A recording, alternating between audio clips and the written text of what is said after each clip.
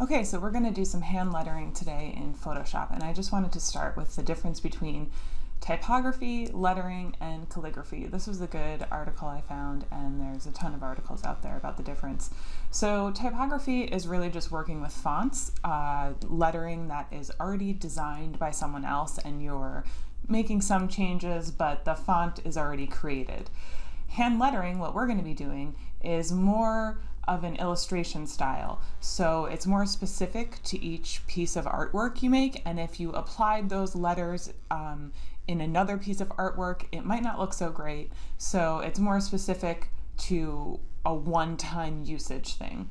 And then calligraphy is basically fancy handwriting. So it's not as much of an illustration style as lettering is, and it's more of penmanship in handwriting. And that's a really basic way to think about it, but just so you have an idea of these terms and what the difference of them is.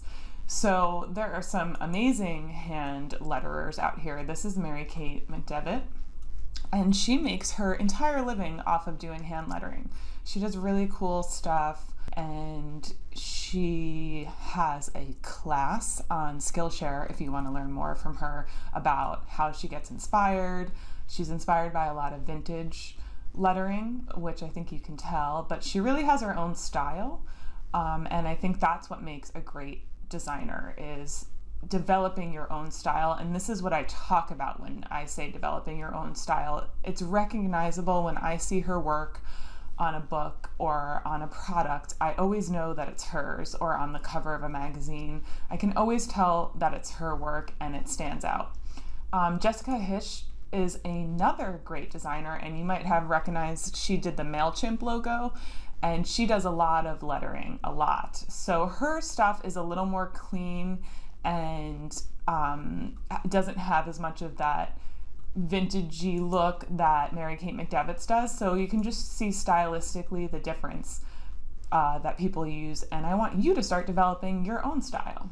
So what I do to get inspired is I like to have a Pinterest board, or sometimes I make a mood board, which I'll talk about when we look at my example. So I have a whole lettering Pinterest board. You can organize your stuff however you want. I have some fonts that inspire me.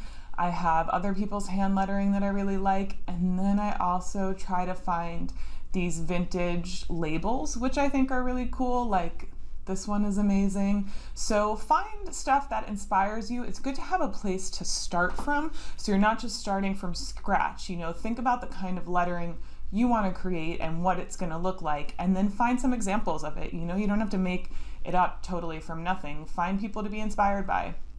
Like all these labels I think are so beautiful, and it's a place to start, you know, and people have been doing this kind of hand lettering thing for a long time. Now that we have digital tools, it makes it so much easier.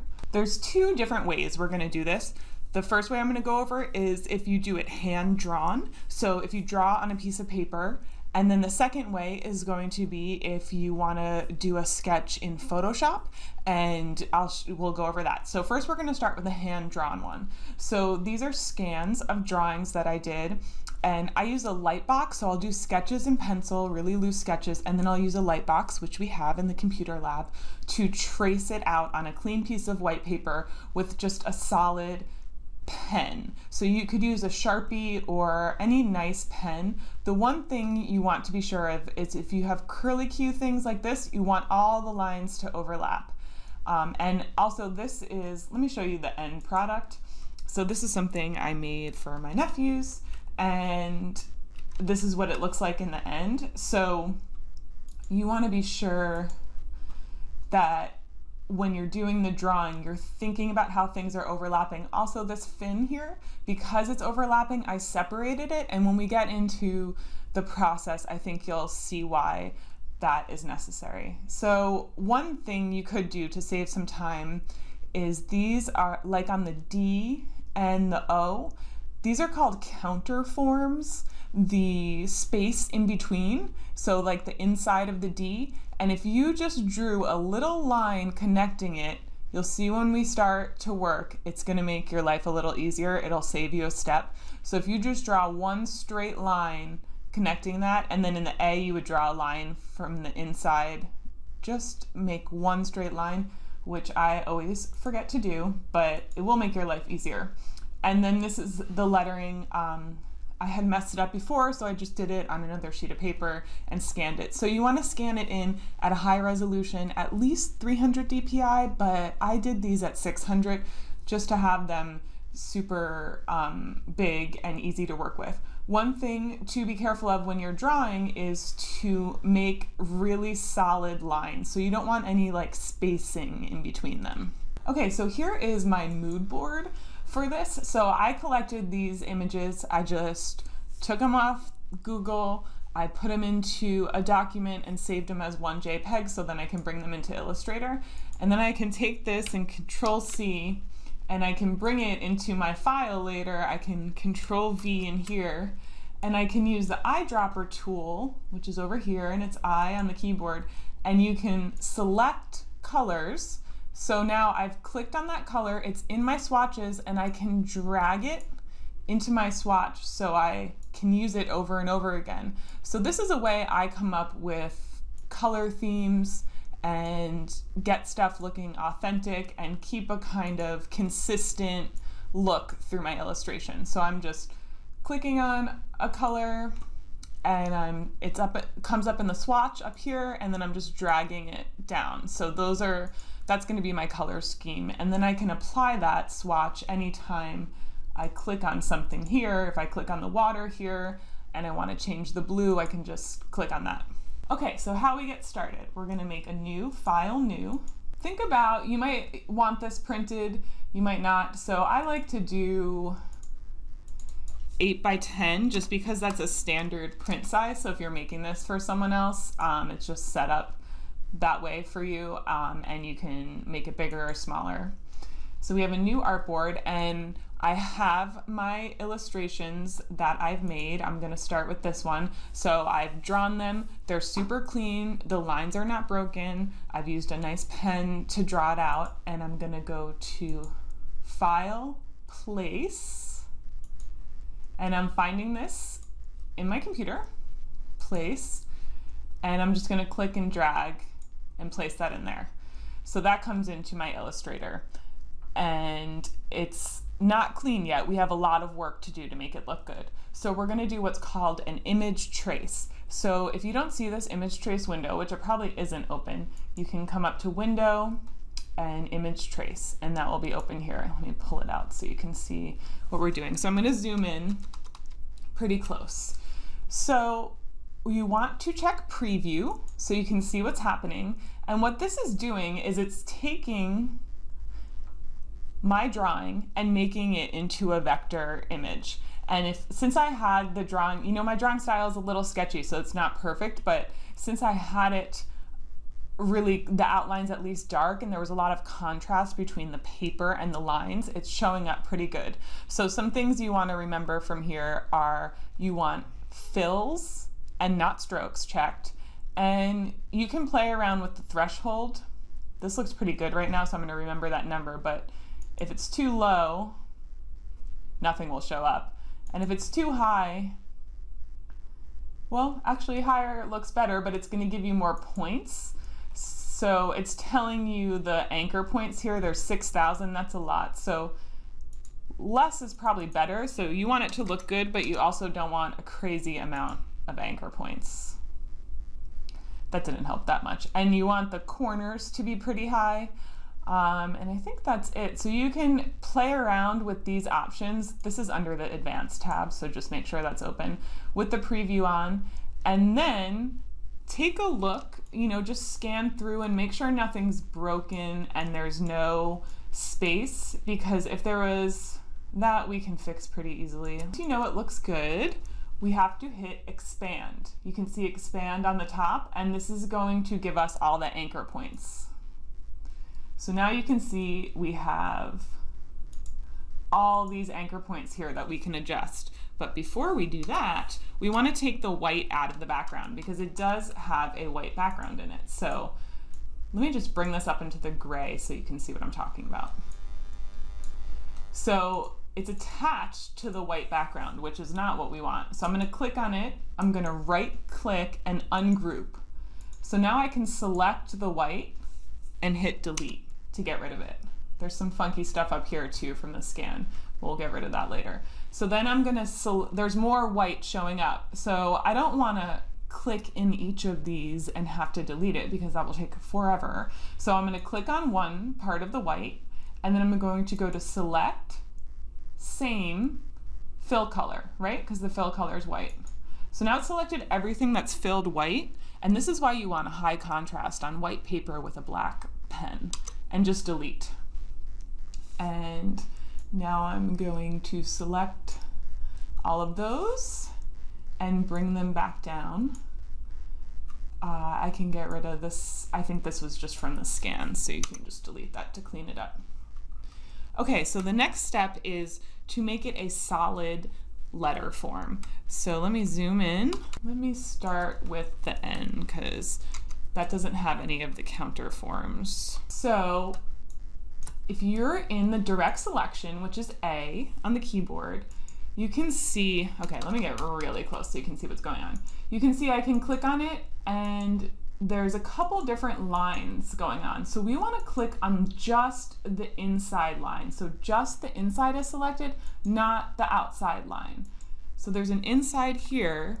I'm going to zoom out so you can see what happens. So I'm just selected on the inside part of it, and I'm just pressing delete twice. So now it is a solid letter form whose color I can change to anything I want. You know, you can make it any color. Then if you have these kind of details that you want to add, I can quickly object, lock, selection, and then I can quickly with my selection tool select all of these and right click and group all the little details. So then you can change those separately. I'm just making really bright colors so you can see what I'm doing, because obviously that does not look so great. Okay, so one thing that can be tricky, so I should have drawn a line from here to here, connecting this counterform. The counterform again is the inside of the A. Since I always forget to do that, I'll show you the way to do it if you forget to. So I'm in A, the direct selection. I'm selected on the inside, right? That's not what you want. I want to be selected just on the inside path. I'm pressing delete twice, but you can see this didn't go away. So I'm going to delete the inside of the counterform twice. And now I'm going to select with my V, my direct selection. I'm going to click on this, hold shift, and click on the rest of the letter. So they're both selected. And I'm in the Pathfinder. And it's this one here, divide. So it kind of cuts a hole in it. Okay, so once it's divided, I can come in with, I have to switch over to my direct selection A, and I can select that path and press delete twice. And now this guy is one solid thing. So that's an extra step where you can save some time. And I'm going to object, lock, selection, and then I'm gonna grab all these little details, right click, group them, and make them another color. Okay, and then you can spend hours and hours coming in with your direct selection tool. If I want to unlock it, I can just go to Object, Unlock All. And now you can come in with the direct selection tool, and you can make all kinds of adjustments to stuff and make it look exactly how you want. So that is how you get started. You're just gonna go through, this is a time that I would put on music, a podcast. It just kind of takes a while. This is one of those design things that you're just gonna go through and get them all into solid letter forms. Okay, so remember with this F, it wasn't connected here. And what I'm gonna do is show you how I connect it. I've already connected this part of the F to the main part, and now I'm gonna connect these two lines. And this is just a simple way. Sometimes your design might get messed up. You might have some spaces. And I'm also gonna leave the little curly Q by itself, so because it will get lost. It will just blend into the rest of the letter, so I would make it a different color. So I'm selected on this with the direct selection so I can see my anchor points, and I'm using the scissors tool, which is underneath the eraser tool. And I'm just clicking on an anchor point, and that's just breaking them apart. Now I'm going back into my direct selection A, and I'm pulling them, and I'm going to find the other one is up here. Now you can see that it's filling with black in a way that might be kind of confusing. So what I do is press Control Y, and that's just showing us the lines and the points. So if yours is looking kind of crazy while you're building this, you don't have to worry. And then I'm going to connect it to this. So I'm coming back into the scissors, I'm breaking up this, then I'm pressing A, and I'm moving them apart. And I'm going to bring this up here so I can connect them. And then I'm going into the pen tool, which is P on the keyboard, and I'm just selecting one end, and you can see the little icon turns into a slash, and then you can see when you can connect it to another anchor point, it turns into a 0, so slash connection, and I'm going to press Control Y, and let's see how that looks. Zoom out. While I was connecting this part of the F, it got kind of funky looking, so I still have some stuff to delete. So I'm in the direct selection A, and I'm taking this inner line, see how this got kind of broken, and I'm just pressing delete twice. So now we have, go to V, we have this one shape. And then I would do a similar thing where I would just connect this part of the F, this part of the F here, the little curly Q, so I can make that detail a different color, because you can see if it was all filled in black, it would just get lost in the black of the color. And then I can lock this, which is Control 2, and I can take my details. I want to press Shift and unselect the curly thing because I don't want that. So I just have these details, and I'm right clicking and grouping, and then I'm making them a color. Sometimes when you right click, if you have a lot of detail in your drawing, they might get all merged together when you color them. Like this could look like one big shape, and what you'd want to do at that point is press Control Z to go back before you grouped it, and when you right click, you would release compound path. So release compound path might be helpful if you have a super detailed drawing.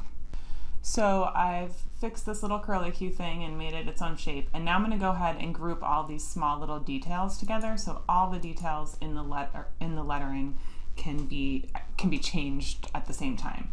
So I'm in the direct selection V, I'm clicking on them. Remember I had grouped them as I was going, and I'm holding Shift, and you just have to click on one part of it since they're all grouped, and then I'm pressing right click and group. So now when I click on one of these, it will change all of them. I obviously missed some, so that's also a good way to see. I can just select these, hold Shift,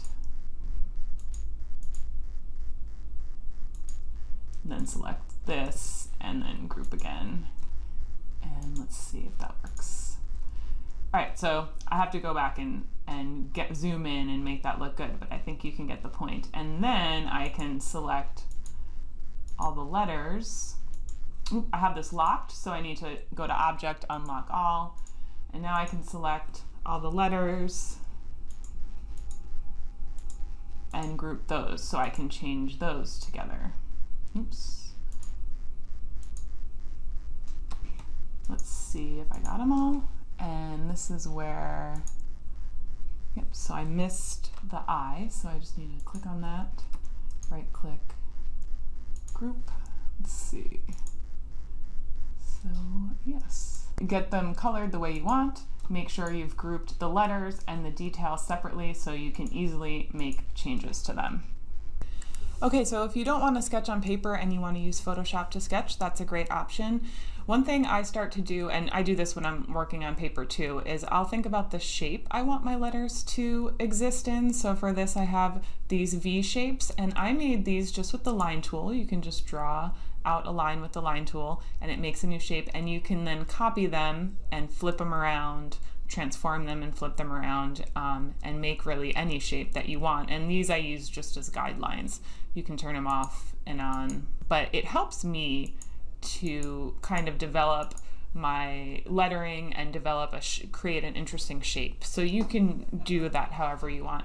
Another thing that might be smart to do is to write your words in a Word document and do spell check to make sure you're spelling everything right. And then I also kind of look for where the center word letter is. So if I have a line of words, I might count them and then see which letter would be in the middle, and you can start drawing in the middle and then work your way out from the middle if you want stuff really centered and looking great. So those are two just quick tips. So I just start really loosely, really super sketchy and not perfect at all. And I'm on the sketch layer. And then when I get that, when I get everything kind of laid out, I don't have any style attached to it. I'm just getting the letters in the shapes and in the size I want them. And then I turn down the opacity on that layer. So that's what it looked like when I was sketching it out. And then I turn it down, I don't know, around 30 something. And then I start adding details. So sometimes I'll do 3 or 4 layers of this. It's really up to you how you work. The sketch, I usually use one of these dry brushes from Kyle Webster. The one I used was that Ultimate Pencil. And then for the inking, I'll use some of these wet media brushes. I like this Ultimate Inking. And he makes stuff specifically for designers, so he knows what people want. So I'll zoom in, and maybe not that close. And in my brush, I'll turn up the smoothing. Let me just show you what it looks like without the smoothing on. So when you're in the brush tool, I'm in that inking brush, and without the smoothing, I'm with my pen tablet, and I'm gonna just trace over this, and you can see looks kind of shaky. So I'm gonna turn my smoothing up, and let's see what that looks like now. See, it looks a little better. So you don't want it too high because you still want it to look hand-drawn, but you don't want it to be super shaky either. You want it to look professional. So you can start to come in and make your shape. And for this one, we're not doing the image trace as we did with the hand-drawn one. We're just going to be tracing it with the pen tool in Illustrator. So you don't have to worry about things being super perfect because you're still going to make adjustments in Illustrator, but you do want to have a good idea of what your letters will look like. So when you get to Illustrator, you're just ready to go. So I would take time at this level, at this stage, to really refine your lettering, refine what it's going to look like, take your time and get it looking great. And obviously you will spend more time. And then to bring it into Illustrator, there's a lot of ways to do this, but what I do, because I don't know, I just think it's fastest, is I turn off all the layers I don't want, including the background, because we just want these words, these letters to trace in Illustrator. So I turn everything off, I make sure to save it, and then I'll come into Illustrator and place it in there. So one thing before we go is that if you have script, you do want to make sure to overlap those lines. So you can see how I work. So I will start with the quick sketch, and then I'll do another sketch on top of that. But then I didn't think that looked good, and then I thought I was working on my final, but I thought then that looked kind of crappy, so I did another one on top of it, and I thought that looked okay because I'm going to add some shadows and stuff in Illustrator, so that looked fine for me. So just if you're doing script and loop-de-loop things, you do want to overlap them because just the way the pen tool works, it will be easier to make shapes. So think about how your stuff is overlapping and how they're interacting. So if you have a script, just make sure it looks like this. So we're saving both. And then coming into Illustrator. Okay, so I'm in Illustrator and in my same Illustrator file, and I'm going to File, Place, and I'm finding my hand lettering. And remember, I only had the layer open that I wanted to use, and then I'm just dragging it out. So you can see it's only the layer that I had open. And so I'm going to go to File, Place, find the script one. Same thing, it's only that one layer. Okay, so now we're using these as just a template. So we're just going to trace them with the pen tool. And that is something you could do with your hand-drawn stuff as well, but I think sometimes the image trace is easier. It's really up to you how you like to work. So what I want to do is I want to put these on a separate layer. So let me get these two, let me make a new layer, and let me get these two into that layer. So these are the sketches that I just did, that I just brought in, and I was able to find them when I opened up layer one. I'm gonna make sure, I'm gonna turn everything else off and make sure, yeah, they're here. Okay, so I'm gonna lock this so I can draw on top of it. So I'll start to name stuff, and I'll name this sketch. Okay, so let's make another layer on top just to stay organized. Okay, so I am selecting on this, and I'm in my transparency window. If you don't see it, you just come up to window and make sure that transparency is checked. And you can just turn this down so you can see what you're doing a little better. And then I'm going to lock this layer. And then I'm on my layer 3. And maybe we should name it. So I'm just double clicking and I'm calling it it's that lettering, and I'm gonna use the pen tool. I'm gonna zoom in. And now this is where we're gonna really refine it. So I'm in the pen tool, you can click, and you can just draw the same way you're used to. One thing we do want to do is we want it stroke and not fill for now.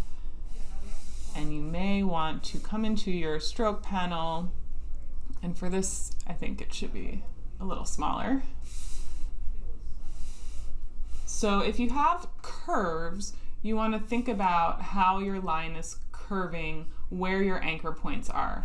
If you need your anchor point to, like if I make it here, it's going to curve, right? So I can, before I draw the next line, I can click on the anchor point and see how the cursor changes to that upside down V. I can just click on it. I can click on it, and that handle will go away, so it will let me move in a different direction. So I'm going to click on it again because, right, I'm moving in a different direction. Click on it again so I can move in this different direction. Now when we have a big curve like this, I'm going to think about where the widest and narrowest parts of the line are. Oops. So I'm going to click and drag that out. And then I'll probably come up here and click and drag that out.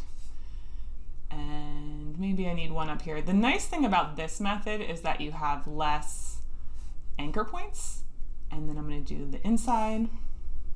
And you never really want a straight line because that's not how hand lettering looks, right? We don't want it to look like a font. We want it to look hand lettered. So now what you can do is you can adjust this as much as you want with your direct selection. You can also adjust it if you come on to the anchor point tool.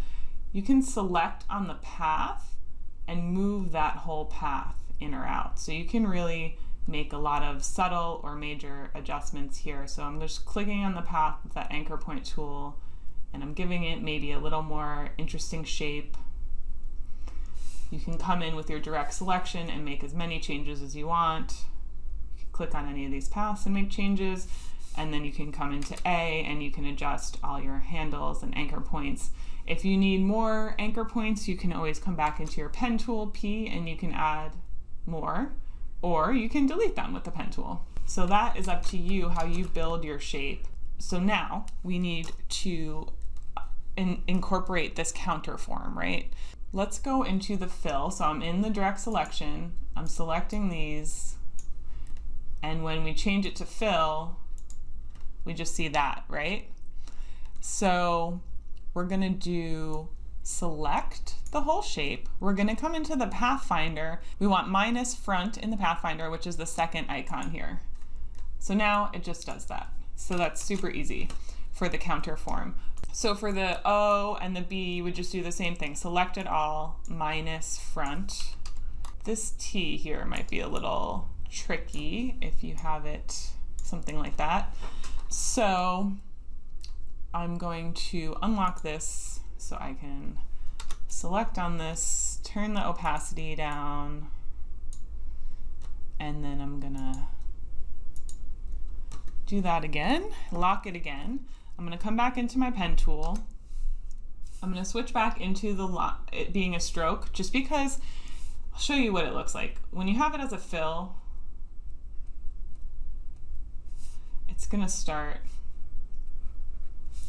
doing this. And you can turn the opacity down, but I just find it kind of annoying. So I think it's faster to have it as a stroke to start, and then you can change it to the fill later. So clicking on here, I'm thinking about where my narrowest and widest points are, where I'm gonna have my anchor points. Let's see if I go up here, that line maybe isn't exactly what I want. I'm gonna turn the stroke down again here in the stroke panel. So I might need, I'm just doing Control Z to get back, turn the stroke down. So I might want another anchor point in here just because I want mine to look super hand-drawn. I want it to look not like a font, I want it to look like a human made it.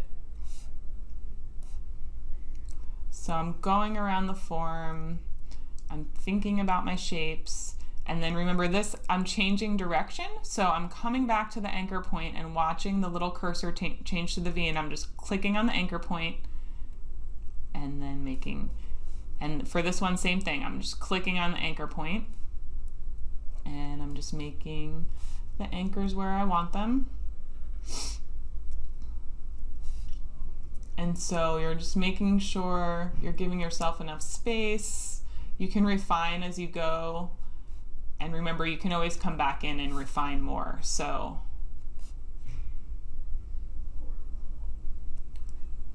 let's see, I think I need another one here.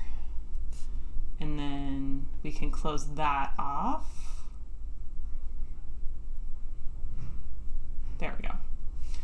And then I'm going to make a separate shape for the cross of the T. So everywhere it's either getting wider or more narrow, I want to make sure to get an anchor point in there. And then this one is changing direction, so I'm waiting till it turns to that V and I'm coming back the other way. Maybe I really want to get this specific shape in.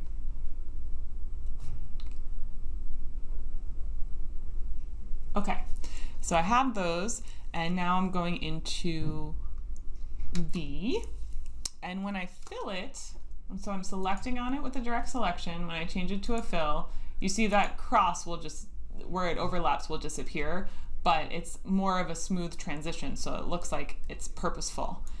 And then this I'm going to change into a fill too. And you can leave them separate, or you can select both and group them. You're going to group the whole letter anyway, or you can select both and go to the Pathfinder and unite, so it's all one shape.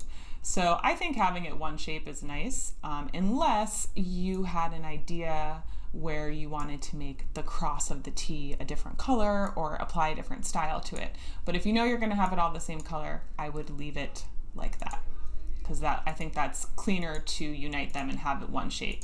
You'll go on and use the pen tool to make all of your letters, and then you'll group the words that you know you'll be working with together. So just like we grouped the one above, make sure your letters are grouped, and then if you have any details, those are grouped separately so you can make changes to them. All right, so we're going to make a quick way to make a shadow of these shapes. So I have the whole word selected with the direct selection, the V tool, and I'm going to make a copy of it.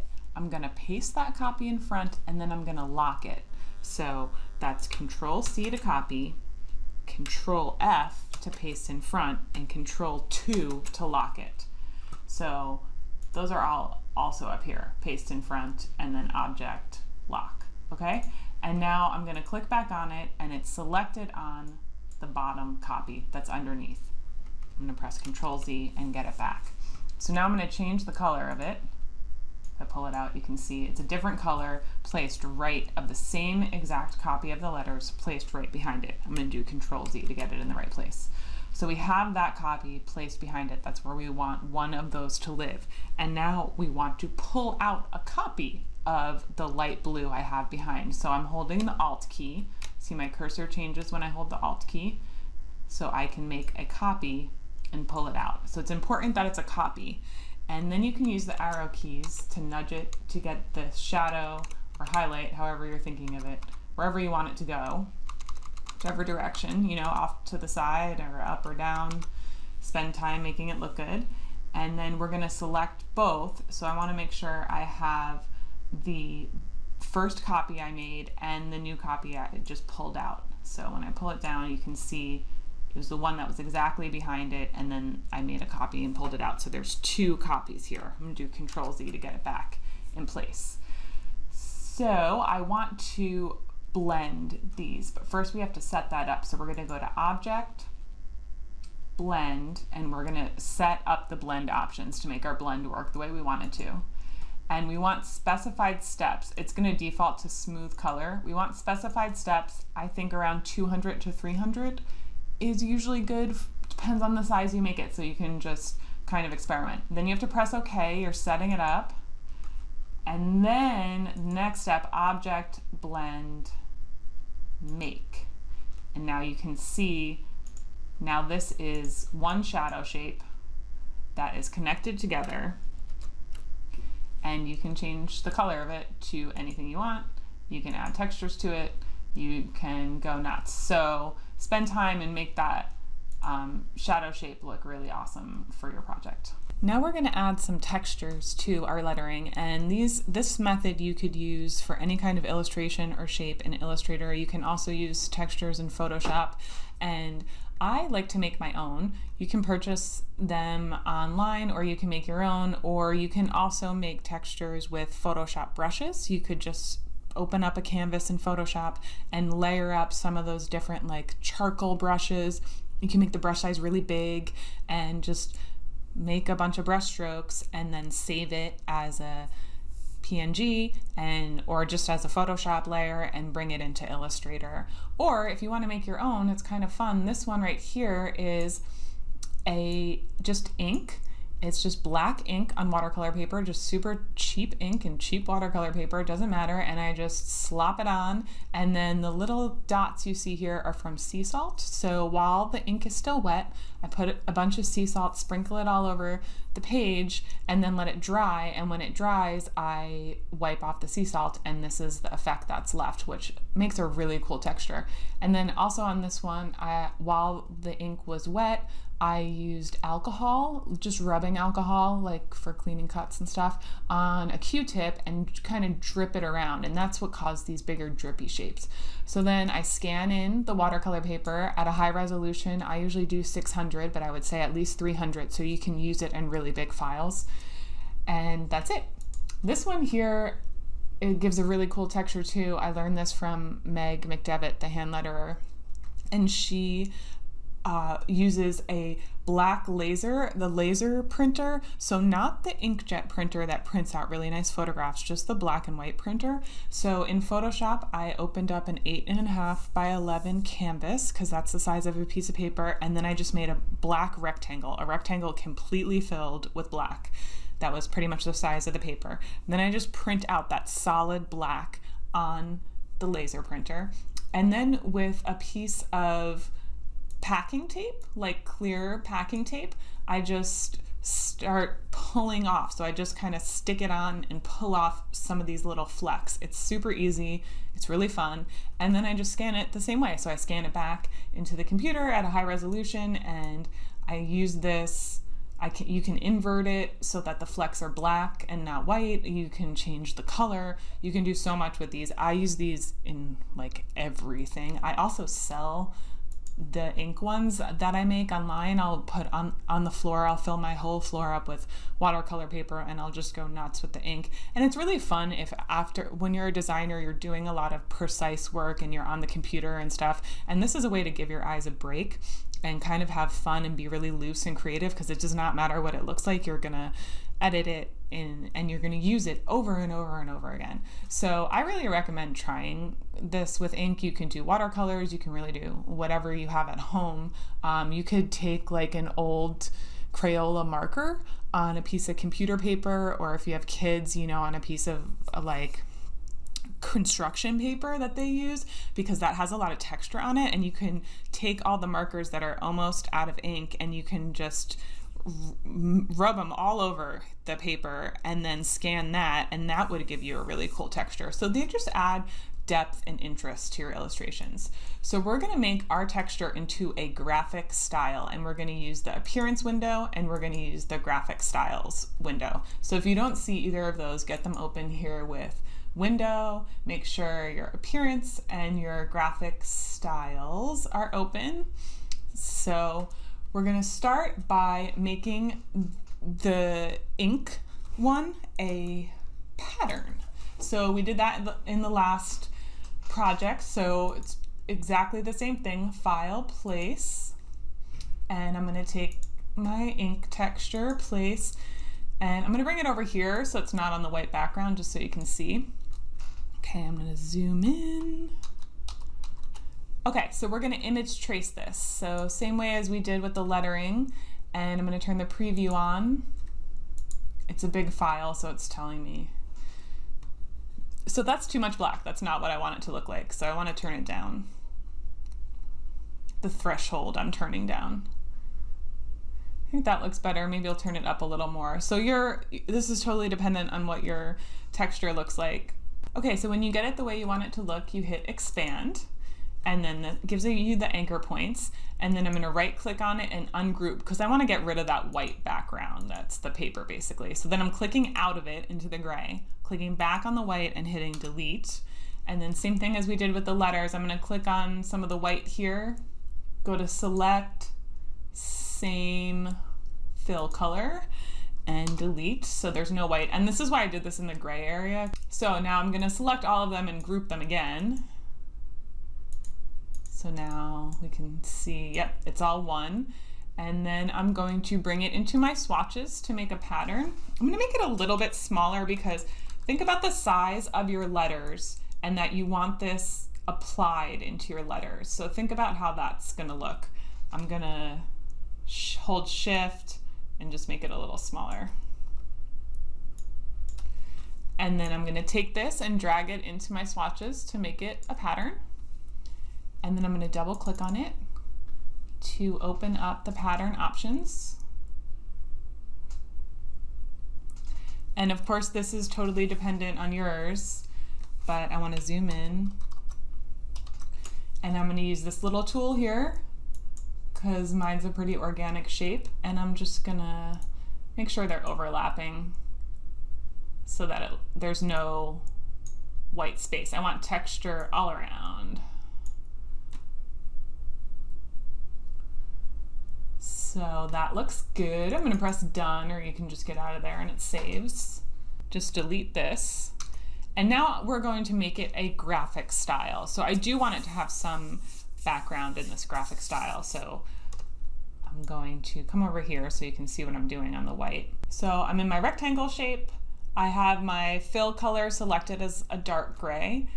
Yours can be whatever color you want for the background of your pattern, of your style. So I'm holding shift so it's a square, make it about that size.